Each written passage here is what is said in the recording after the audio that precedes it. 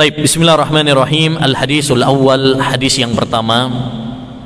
An Umar bin Al-Khattab radhiyallahu anhu qala, dari sahabat Umar bin Khattab, semoga Allah SWT meridhoinya, beliau mengatakan, Umar bin Khattab masyhur ya, salah satu sahabat terbaik setelah siapa? Abu Bakar As-Siddiq, khalifah kedua setelah Abu Bakar As-Siddiq. Ya, beliau sering disebut bersama Abu Bakar ya. Rasulullah SAW keluar bersama Abu Bakar dan Umar, Rasulullah masuk bersama Abu Bakar dan Umar. Bahkan kuburannya pun disandingkan dengan Nabi Muhammad SAW. Ini kemana-mana tiga orang ini, Nabi, Abu Bakar, Umar, sering bareng ya, musyawarah bareng, ziarah bareng, pergi bareng. Makanya kewajiban bagi kita ma'asyiral muslimin mencintai sahabat Umar bin Khattab, karena beliau adalah salah satu sahabat yang sangat dicintai oleh Rasulullah. Tanamkan pada diri kita, tanamkan pada keluarga kita, anak-anak kita untuk cinta kepada Abu Bakar dan Umar. Disebutkan oleh Imam Malik rahimahullah ta'ala, gurunya Imam Syafi'i, kana salafu yu'allimuna auladahum hubba Abi Bakrin wa Umar kama yu'allimunahum surat al-Fatihah. Adalah para ulama salaf dahulu, ulama-ulama kita dulu, mereka mengajarkan kepada anak-anak mereka untuk cinta kepada Abu Bakar dan Umar, sebagaimana mereka mengajari kepada anak-anak mereka ya, ngajari apa? Surat Al-Fatihah. Ini betul-betul ditanamkan kepada anak-anak kita ya, untuk cinta kepada Abu Bakar dan Umar. Jangan sampai nanti anak-anak kita benci kepada Abu Bakar dan Umar, karena sekarang ada paham-paham sebagian kelompok yang sesat dan menyesatkan, yang melaknat para sahabat, mengkafirkan para sahabat. Nah, ini harus kita hindari ya, kita bentengi diri kita dari paham-paham yang menyimpang seperti itu. Nah, wajib bagi kita mencintai para sahabat Nabi, lebih-lebih Abu Bakar As-Siddiq, Umar bin Khattab yang sudah dijamin surga. Dia termasuk 10 sahabat yang dijamin masuk surga. Abu Bakar, Umar, Utsman, Ali, ya, Abu Ubaidah bin Al-Jarrah, Talha, ya, Zubair, ya, Sa'ad bin Abi Waqqas, ya, Sa'id bin Zaid. Ini orang-orang yang sudah dijamin masuk surga. Ya, diantaranya adalah Umar bin Khattab radhiyallahu an. Beliau mengatakan, sami'tu Rasulullah sallallahu alaihi wasallam yaqul, saya mendengar Rasulullah SAW bersabda. Karena Umar bin Khattab ini sahabat, jadi beliau mendengar langsung dari Rasulullah. Bahkan dalam sebagian riwayat, Umar bin Khattab itu mendengar hadis ini dan menyampaikannya itu di atas mimbar saat beliau berkhutbah, disaksikan dan didengar oleh para sahabat Nabi yang lain. Ya, ini menunjukkan bahwa hadis ini sangat istimewa. Di antara keistimewaannya, satu, hadis ini diriwayatkan Bukhari Muslim. Hadis kalau sudah diriwayatkan Bukhari Muslim pasti sahih. Ya. Yang kedua, hadis ini merupakan kaidah, pondasi agama. Ya. Yang ketiga, hadis ini ma'asyiral muslimin dijadikan oleh para ulama sebagai muqaddimah, pembukaan kitab-kitab hadis, termasuk kitab yang sekarang kita bahas ya. Beliau mengawalinya dengan hadis ini. Itu banyak para ulama seperti itu. Sahih Bukhari misalkan, kalau kita baca Sahih Bukhari, itu hadis yang pertama hadis Umar ini, innamal a'malu bin niyat. Hadis Arba'in Nawawi, 40 hadis yang dikarang oleh Imam An-Nawawi, hadis yang pertama hadis innamal a'malu binniyat. Dan banyak kitab-kitab hadis rata-rata dibuka dengan innamal a'malu binniyat. Ya. Kemudian juga hadis ini disampaikan oleh Umar di atas mimbar. Ini menunjukkan bahwasanya ini hadis yang sangat penting sekali.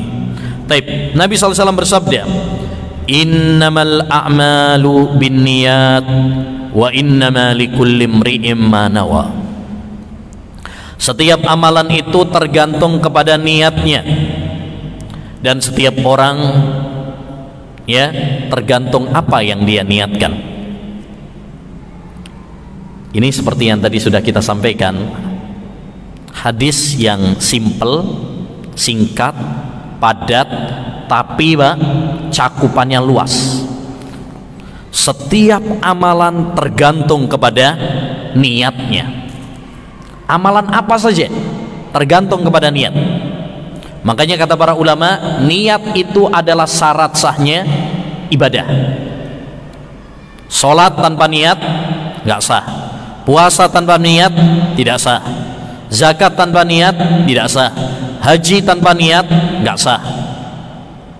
Ya, makanya para ulama mengambil faedah dari hadis ini bahwa niat adalah syarat sahnya ibadah. Karena setiap amalan tergantung kepada niat. Dan juga diambil dalil oleh para ulama dari hadis ini, ya,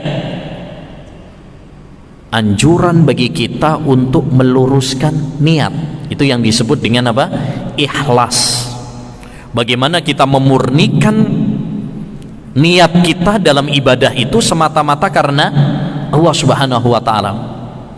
Karena setiap amalan tergantung kepada niatnya. Artinya kalau dia ikhlas akan dapat pahala. Tapi kalau dia nggak ikhlas, nggak murni untuk Allah Subhanahu wa taala, maka ya amalannya, ibadahnya tidak diterima oleh Allah Subhanahu wa taala. Oleh karenanya kadang ada sebagian orang mungkin sama-sama ibadah, sama-sama sholat misalkan, bahkan mungkin ceceran, ya, sampingan gitu ya. Yang satu sholatnya diterima, yang satu sholatnya nggak diterima oleh Allah Subhanahu wa taala. Kenapa? Karena beda niat. Yang satu ikhlas karena Allah Subhanahu wa taala, dia dapat pahala. Yang satunya riya, ya, malah dia dapat apa? Dosa. Padahal sholatnya sama, barengan, berdampingan, tapi yang membedakan adalah niat. Makanya masalah niat ini masalah yang sangat penting sekali. Dan niat dibagi oleh para ulama ada dua macam. Ya, niat dibagi oleh para ulama menjadi dua macam. Yang pertama, niyatul amal. Niyatul amal, niat dalam beramal. Ini yang biasa dibahas oleh para ulama ahli fikih, sehingga mereka mengatakan syarat sahnya sholat niat, syarat sahnya puasa niat, syarat sahnya haji niat. Itu maksudnya adalah niyatul amal. Karena tidak sah suatu amalan ibadah tanpa niat, ya, dengan kesepakatan para ulama. Makanya orang gila kalau sholat, kalau puasa itu nggak sah. Kenapa? Karena dia nggak ada niat, nggak ada niat, gitu. Taib. Dan faedah niat ini, niat al-amal ini ada dua. Yang pertama, atau fungsinya itu ada dua. Pertama, membedakan antara adat kebiasaan dengan ibadah. Membedakan antara adat kebiasaan dengan ibadah. Orang gak makan mulai subuh sampai maghrib, ya. Yang satu niatnya puasa, yang satu niatnya, ya, gak mangan toh, tapi bukan niat puasa, mau operasi misalkan, atau niatnya apa? Ben langsing, lagi diet misalkan. Dia nggak ada niatan untuk puasa. Yang satu dapat pahala karena dia niatnya ibadah, yang satu cuma kebiasaan saja. Apa yang membedakan? Niat. Ada orang wudhu, ada orang wudhu, yang satu sah sebagai wudhu, ibadah, dapat pahala. Yang satu ya nggak ada niatan untuk wudhu, ya, ben seger atau ngilangin ngantuk misalkan, niatnya nggak ada niat untuk wudhu, untuk sholat. Berarti yang satu ya adat, yang satu ibadah. Jadi apa yang membedakan? Yang membedakan adalah ya niat. Dan ini penting, ya penting. Banyak sekali permasalahan-permasalahan itu penentunya, pembedanya adalah niat. Saya kasih contoh yang lain. Ada seorang suami ngomong kepada istrinya, pulanglah ke rumah orang tuamu. Pulanglah ke rumah orang tuamu. Ya wis, ya, mulai anak omah orang tuamu. Itu jatuh cerai apa tidak? Disebut talak atau tidak? Kadang-kadang pas tukaran, mulai apa ya, misalkan itu jatuh cerai apa tidak? Praktekkan kaidah ini. Apanya? Tergantung niat. Kalau dia ngomong seperti itu niatnya menceraikan istrinya, itu cerai. Tapi kalau dia niatnya nggak menceraikan istrinya, itu nggak jatuh cerai. Ya, jadi tergantung kepada niat. Termasuk dalam hal ini juga yang sering terjadi, suami manggil istrinya Dek misalkan, atau manggil apa? Umi, Bu. Ya, kadang bojone dipanggil Umi misalkan. Ya. Padahal Umi itu artinya apa? Ibu. Ya, ibu, Umi. Emang aku ibumu? Kan enggak, istri bukan ibu. Ya, panggil Dek juga sebenarnya bukan adik. Ya. Nah, makanya sebagian para ulama mengatakan, ya, nggak boleh manggil seperti itu karena itu zihar, menyerupakan istri kita seperti ya ibu kita, seperti adik kita, ya, dan itu terlarang. Taib. Sebagian para ulama mengatakan boleh, karena biasanya orang mengatakan seperti itu nggak ada niatan untuk apa? Zihar, nggak ada niatan untuk zihar. Dan ini pendapat yang lebih kuat, bahwa itu dibedakan tergantung kepada apa? Niat. Kalau dia manggil istrinya, manggil Umi atau manggil Dek, ya, hanya sekedar ucapan, ya, romantisme atau panggilan sayang dan sebagainya, maka apa? Itu tidak disebut zihar. Tapi kalau dia manggil ibunya, manggil istrinya itu dengan panggilan Umi atau Adik, dan dia ya menganggap bahwasanya istrinya itu seperti ibunya atau adiknya yang haram untuk dia nikahi, nah itu berarti zihar, dan itu haram. Ya, zihar itu artinya seorang suami menganggap istrinya itu haram karena diperumpamakan seperti apa? Ibu atau adik, kan haram. Seorang anak haram menggauli ibunya, haram menggauli adiknya. Kalau istrinya dia bilang ya seperti itu, menganggap seperti ibunya atau menganggap seperti adiknya, berarti mengharamkan sesuatu yang dihalalkan oleh Allah Subhanahu wa taala. Nah, ini kan sering nih, kadang seorang suami manggil apa?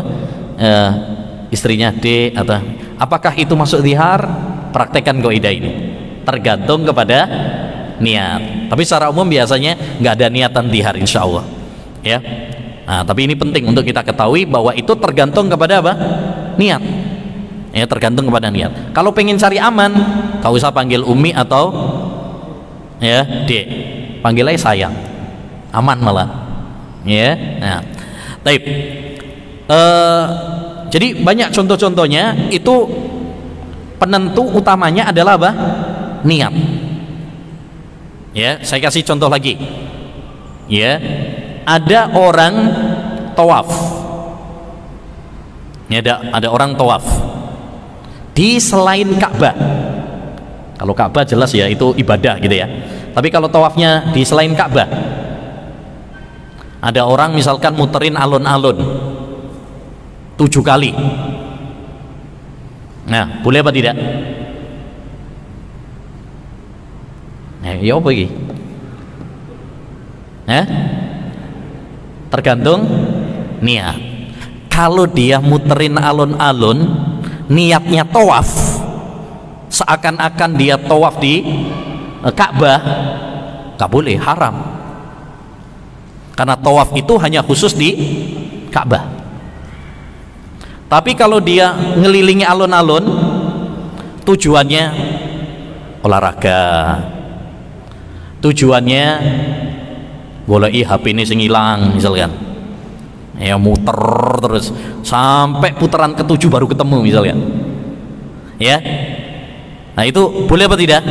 Boleh, karena dia nggak ada niatan untuk apa? Tawaf yang sifatnya ibadah. Nah, apa yang membedakan kadang boleh kadang tidak? Niat. Ini yang disebut dengan niyatul amal. Niyatul amal. Ini fungsi yang pertama, membedakan antara adat dengan ibadah. Fungsi yang kedua adalah membedakan antara satu ibadah dengan ibadah yang lain. Membedakan antara satu ibadah dengan ibadah yang lain. Sholat misalkan, sholat kan macam-macam. Ada sholat isya, ada sholat maghrib, ada orang sholat niatnya tahiyatul masjid, ada orang sholat sunnah qobliyah, ba'diyah. Bagaimana membedakan? Yang membedakan adalah apa? Niat. Orang masuk masjid kemudian sholat 2 rakaat, bisa jadi niatnya sholat sunnah qobliyah, bisa jadi niatnya sholat tahiyatul masjid, bisa jadi sholatnya sholat isya, mungkin musafir 2 rakaat, ya kan? Nah, bisa jadi. Apa yang membedakan? Yang membedakan adalah niat, ya. Yang membedakan adalah niat. Nah, untuk membedakan antara satu ibadah dengan ibadah yang lain diperlukan niat. Ini fungsi yang kedua. Taib. Niat yang kedua ini yang disebut dengan niyatul ma'muli lahu. Niat untuk siapa dia beramal? Untuk siapa dia beramal? Ini yang dibahas oleh para ulama dalam masalah tazkiyatun nufus atau suluh, ya, pembahasan penyucian jiwa. Dan ini niat ini yang disebut oleh para ulama dengan ikhlas. Jadi apa bedanya niat sama ikhlas? Niat itu lebih umum. Orang kadang niatnya karena Allah, bisa juga karena selain Allah SWT. Tapi kalau ikhlas itu lebih khusus, ya. Ikhlas adalah orang yang berniat hanya untuk Allah saja. Kalau niat masih umum, bisa karena Allah, bisa tidak, ya. Jadi jenis yang kedua adalah niyatul ma'mul lahu. Niat untuk siapa dia beramal ini? Apakah untuk Allah Subhanahu wa taala ataukah untuk selain Allah Subhanahu wa taala? Dan ini ma'asyiral muslimin, syarat diterimanya amal ibadah itu ya ini, yaitu apa? Ikhlas. Wa ma umiru illa liya'budullaha mukhlisina lahuddin. Tidaklah mereka diperintahkan oleh Allah Subhanahu wa taala melainkan memurnikan ibadah, ya, hanya untuk Allah Subhanahu wa taala. Mukhlisina lahuddin, memurnikan, yaitu ikhlas hanya karena Allah. Salatnya hanya karena Allah, umrohnya, hajinya hanya karena Allah. Fasalli li rabbika wanhar, salatlah untuk Rabbmu, bukan untuk yang lain. Wanhar, dan menyembelihlah, maksudnya nyembelihnya untuk Allah Subhanahu wa taala. Jangan sampai kita nyembelih, apalagi ini sekarang ini mau kurban, ya kan, untuk pamer. Oh ini dermawan, oh ini mendapat, biar dapat sanjungan. Wah, orang ini tiap tahun mesti apa? Kurban terus, gak pernah ketinggalan. Kalau itu yang kita cari, ya berarti kita nggak ikhlas, karena kita mengharapkan pujian, sanjungan dari selain Allah Subhanahu wa taala. Umroh, haji, ya, kalau tujuannya supaya nanti dipanggil Pak Haji, Bu Haja, gak dipanggil Pak Haji ngamuk, selarang-larang ya. Ngentenane wis suwi, batal 2 tahun lagi. Nah, misalkan ya. Nah, ini berarti apa? Dia nggak ikhlas, dan itu tidak diterima, akhirnya sia-sia ibadahnya, nggak ada gunanya, nggak ada gunanya. Kita masih ingat hadis Nabi Muhammad SAW dalam riwayat Muslim dari sahabat Abu Hurairah. Kata Nabi SAW, dan ini hadis yang sangat dahsyat ya kalau kita meresapinya. Nabi SAW mengabarkan ada 3 golongan yang pertama kali diseret dan dilempar ke neraka. 3 golongan. Mungkin dalam benak kita, wah 3 golongan ini bandar narkoba, ya pezina, mafia gitu ya. Ternyata enggak. Justru yang pertama kali diseret oleh Allah SWT ke neraka, Nabi mengatakan nomor 1 orang yang jihad. Dia perang, mengorbankan nyawanya, mengorbankan hartanya, ya, dia mati dalam peperangan. Ini justru malah diseret ke neraka. Yang kedua, orang yang ya membaca Al-Quran. Yang ketiga, orang yang sodakoh. Masya Allah, ini sesuatu yang luar biasa. Jihad itu amalan yang mulia, baca Al-Quran amalan istimewa, sodakoh ya amalan yang utama. Tapi kok malah pelakunya pertama kali diseret ke neraka? Ada apa? Ini pertanyaan ya, ini pertanyaannya. Ternyata Nabi SAW mengabarkan mereka yang pertama kali diseret ke neraka gara-gara gak ikhlas. Yang satu perang supaya dipanggil sebagai pahlawan, kesatria, pemberani. Yang dua pembaca Al-Quran, baca Al-Qurannya supaya dipanggil qori, suaranya merdu ya. Yang ketiga orang yang sodako supaya dipanggil dermawan, sehingga mereka pun diseret. Makanya masalah niat ini masalah yang sangat penting sekali, karena ini penentu apakah amal kita diterima oleh Allah SWT atau tidak. Dalam sebuah hadis riwayat Imam Ahmad disahihkan oleh Syekhul Albani rahimahullahu ta'ala, Nabi membuat perumpamaan yang sangat menakjubkan tentang pentingnya kita memperhatikan masalah niat ini. Kata Nabi alaihi salatu wassalam, innamal a'malu kalwi'a, idza fasada asfaluhu fasada a'lah, wa idza saluha asfaluhu saluha a'lah. Kata Nabi SAW, sesungguhnya amal manusia itu, amal ibadah, amal soleh yang dilakukan manusia itu ibaratkan seperti ember. Kalau bawahnya bocor, maka nggak ada manfaatnya ngisi air di ember tersebut ya, sampai ngisi bocor nggak ada faedahnya kan ya. Tapi kalau ya dia nggak bocor, maka ya air yang kita isi ini bermanfaat. Nggak usah gampang-gampang ember lah ya, si kiai yang paling gampang. Ini kalau misalkan bocor ya gelas ini ya, ini airnya nggak ada manfaatnya, dia pasti apa? Tumpah, sehingga nggak bisa dimanfaatkan ya, nggak bisa kita minum karena bocor. Tapi kalau nggak bocor, alhamdulillah lagi nggak bocor ya, akhirnya apa? Bisa dimanfaatkan, bisa diminum. Tak minum di sini. Nah, ini bermanfaat ya kan? Begitulah amal ibadah kita.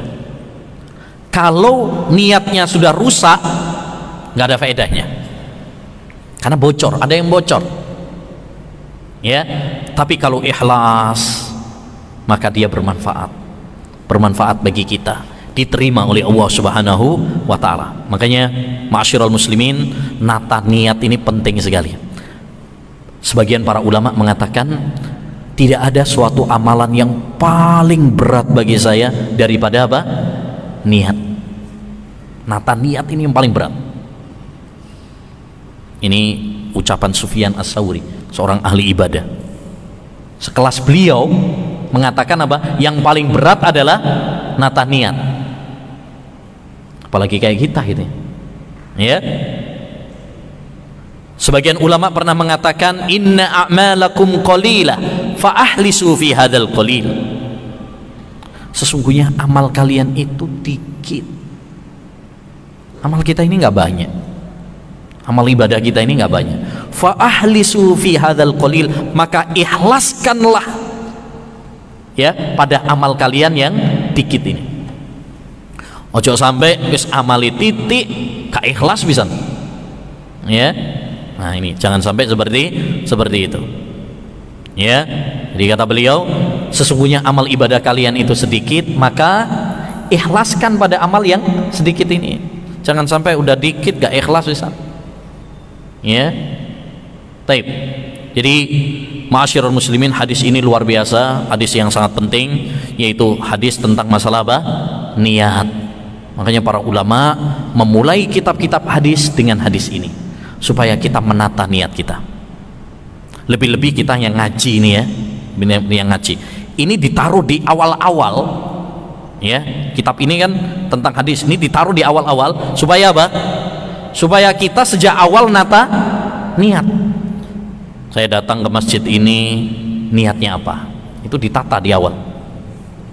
Ya, saya ngaji ini cuma ben ya apa ya reoni, nah suwe gak ketemu rek karo kanca, nah, ataukah tujuannya intinya adalah supaya saya nanti ngaji bisa bertambah apa ya ilmu, supaya nanti bisa diamalkan, supaya lebih dekat sama Allah Subhanahu wa taala.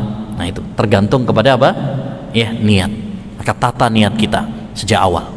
Ya, semakin kita ikhlas, maka semakin kita lurus niat kita, semakin Allah SWT akan memberikan keberkahan, kebaikan bagi kita. Salah satu pesan Imam Ahmad kepada putranya, ya bunayya inwil khair fa innaka la tazalu bi khair ma nawaital khair. Wahai putraku, niatlah yang baik, niatkan yang baik. Ya, kalau niat sing apik, engkau akan selalu dalam kebaikan kalau kamu berniat yang baik.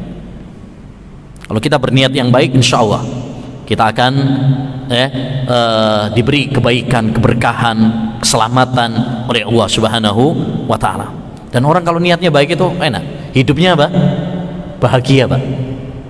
Hidupnya apa? Bahagia. Sampean misalkan kalau ngasih orang ikhlas, innama nut'imukum liwajhillah la nuridu minkum jazaa'an wala syukura. Saya ngasih makan kepada kalian itu semata-mata karena Allah, tidak mengharapkan imbalan, tidak mengharapkan terima kasih. Ya, enak, bahagia. Baik orang yang kita kasih itu balas atau tidak, yang penting sampai niatnya karena Allah SWT. Tapi kalau kita ngasih ini ada niat-niat yang lain, ini akhirnya kalau orang yang dikasih ternyata nggak bersyukur, gerundel dewe sampean. Ya, sampean ngasih teman misalkan, ada niat yang lain. Ternyata ternyata teman tersebut apa? Ya, istilah orang air susu dibalas air tuba. Biasanya jengkel kita. Ya Allah, aku sering berbuat baik sama dia, sering begini-begini, tapi ternyata apa balasannya? Ya, akhirnya kita dendam sama dia, benci sama dia, memusuhi dia, kan gitu. Ya, tapi kalau kita ini ikhlas lillahi ta'ala, nggak peduli dia mau membalas atau tidak, itu urusan dia. Yang penting saya lillahi ta'ala. Coba ini kita praktekkan ya dalam kehidupan kita, sehingga kita ini menjadi orang-orang yang bahagia di dunia maupun di akhirat kelak ya. Tapi setelah Rasulullah SAW memberikan kaidah ini kaidah ini ya, rumus yang harus kita tanamkan dalam semua aspek kehidupan kita, semua ibadah kita, niatkan yang baik. Lalu Nabi ngasih contoh, dikasih contoh oleh Nabi dengan ibadah yang bernama hijrah. Kata Nabi, faman kanat hijratuhu ila Allahi wa rasulih, barang siapa yang hijrahnya kepada Allah dan Rasulnya, fa hijratuhu ila Allahi wa rasulih, maka hijrahnya kepada Allah dan Rasulnya. Ya, hijrah itu artinya apa?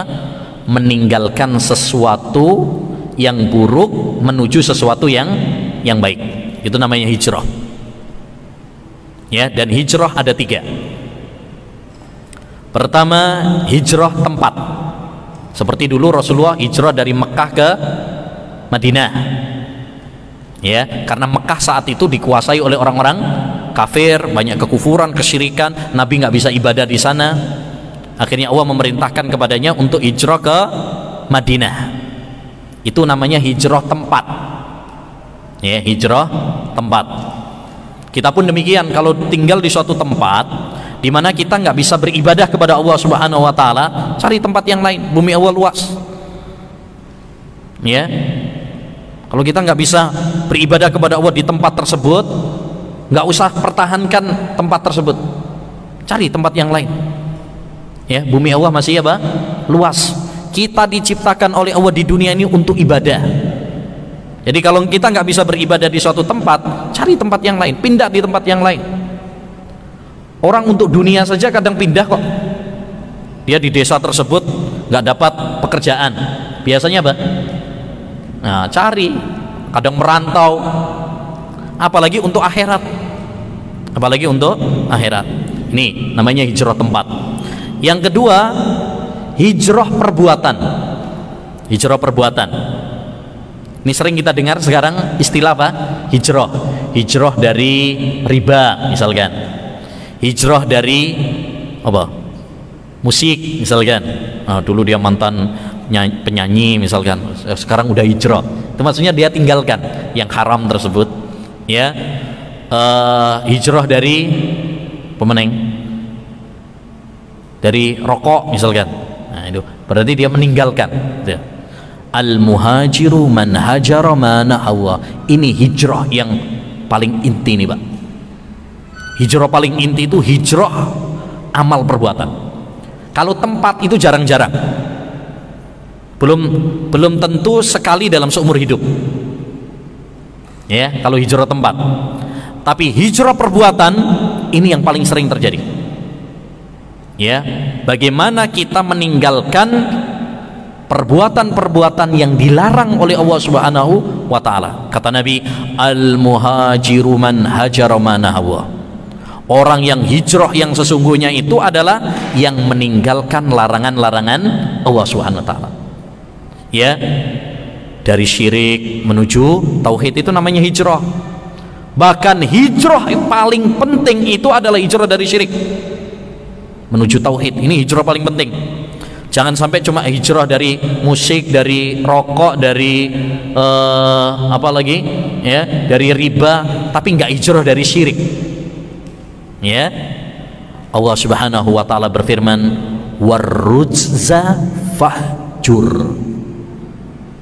Ya, dan berhala-berhala, patung-patung hijrahlah. Maksudnya kamu hijrah dari kesyirikan.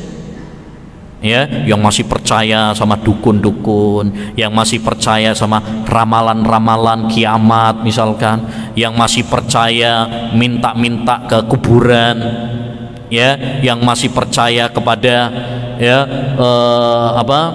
tumbal, sajen dan sebagainya. Hijrahlah, tinggalkan kesyirikan menuju tauhid. Yang kedua, dari bid'ah menuju sunnah. Yang masih doyan bid'ah, tinggalkan bid'ah menuju sunnah Nabi sallallahu alaihi wasallam. Kemudian yang ketiga, dari kemaksiatan menuju ketaatan. Itu hijrah. Ya, apa saja maksiat kan banyak, ada ya yang dilarang oleh Allah SWT, riba, zina, ya dan sebagainya, tinggalkan. Ya, miras, tinggalkan. Hijrahlah dari kemaksiatan menuju ketaatan kepada Allah Subhanahu wa taala. Dan yakinlah, ini perlu kita tanamkan, kalau kita hijrah ikhlas karena Allah Subhanahu wa taala, Allah akan ganti yang lebih baik. Man taraka syai'an lillah awadahu Allahu khairan minhu. Kata Nabi sallallahu alaihi wasallam, barang siapa yang meninggalkan sesuatu karena Allah Subhanahu wa taala, Allah akan ganti yang lebih baik baginya. Ya, Allah akan ganti yang lebih baik. Nah, jadi ini hijrah yang kedua, yaitu hijrah apa? Perbuatan. Baik dari syirik menuju tauhid, dari sunnah, dari bid'ah menuju sunnah, dari maksiat menuju ketaatan. Yang ketiga, hijrah dari orang. Hijrah dari orang. Maksudnya hijrah dari orang, jadi orang-orang yang perlu kita tinggalkan. Ada beberapa orang-orang yang perlu kita jauhi. Ya, karena orang ini punya pengaruh. Makanya kita kalau pengen berubah juga apa? Temennya. Teman ini luar biasa pengaruhnya. Ya, pengaruhnya luar biasa. Kadang orang pengen tobat tapi masih berteman dengan teman-temannya yang dulu. Ya, balik meneh akhirnya, tergoda lagi. Makanya Nabi mengatakan, almar'u ala dini halili, orang itu berdasarkan agama temannya. Falyandur ahadukum man yukhalil, lihatlah dengan siapa dia berteman. Kita harus selektif dalam berteman. Baik. Ini jadi barang siapa yang hijrahnya kepada Allah dan Rasulnya, maka hijrahnya kepada Allah dan Rasulnya. Ketika kita hijrah, ikhlas. Ya, jangan sampai hijrah karena dunia. Ada orang misalkan hijrah tapi karena dunia. Sekarang misalkan pasarannya kayaknya ini seperti ini, kayaknya kayak yang dulu-dulu itu kayaknya udah nggak laku. Dia hijrah karena apa? Pasar, tren. Ini nggak benar. Maka hal yang paling penting bagi orang yang hijrah itu, nomor satu adalah ikhlas, niat yang lurus. Kemudian yang kedua, semangat ngaji ilmu agama. Ya, jangan sampai kita hijrah cuma casing tok. Ya, suruh ngaji wangel, akhirnya hijrahnya cuma casing aja. Ya, yang ketiga yang paling penting juga bagi orang yang hijrah, doa. Perbanyak doa supaya kita diberi istiqomah oleh Allah SWT. Ya, yang keempat, teman yang baik. Ya, teman yang baik, karena teman ini pengaruhnya luar biasa. Cari komunitas-komunitas yang baik, ya, grup-grup yang baik yang bisa mengingatkan kita, ya, dalam ketaatan kepada Allah Subhanahu wa taala. Rasulullah aja hijrah dari Mekah ke Madinah itu ditemani Abu Bakar As-Siddiq. Ya, Musa alaihissalam ketika mau menghadapi Fir'aun ditemani sama Harun, padahal mereka para nabi. Butuh teman hijrah itu. Kita pun demikian, karena nggak mungkin orang itu sendirian gitu ya, harus ada teman. Maka kita cari teman-teman yang baik, komunitas yang baik. Wa man kanat hijratu lidunya yusibuha aw imra'atin yankihuha fa hijratuhu ila ma hajara ilaihi. Tapi kalau hijrahnya itu karena dunia atau karena wanita yang ingin dia nikahi, ya hijrahnya tergantung apa yang dia niatkan. Jadi ini contoh ya, Nabi itu pinter. Setelah memberikan teori, beliau memberikan contoh. Semua amalan tergantung kepada niatnya. Lalu beliau kasih contoh apa? Hijrah. Ya, kasih contoh hijrah. Ini cuma satu contoh saja. Semua amalan pun demikian. Siapa seorang sholat misalkan, sholat kalau karena Allah Subhanahu wa taala, ya ya akan diterima oleh Allah SWT. Tapi kalau orang sholat karena pujian manusia, ya udah, itu yang dia dapatkan. Ya, itu yang dia dapatkan. Dia nggak dapat pahala dari Allah SWT. Dia hanya dapat apa? Sanjungan dari orang itu aja. Dan itu nggak ada artinya. Apa artinya kita mendapatkan sanjungan manusia kalau Allah SWT murka sama kita? Nggak ada. Ya, seluruh manusia mengeluh-ngeluhkan kita, memuji kita, tapi Allah murka sama kita. Apa artinya? Nggak ada artinya. Ya, jadi ma'asyiral muslimin, disinilah pentingnya bagi kita untuk menata niat, dan inilah poin penting dari apa? Dari hadis ini.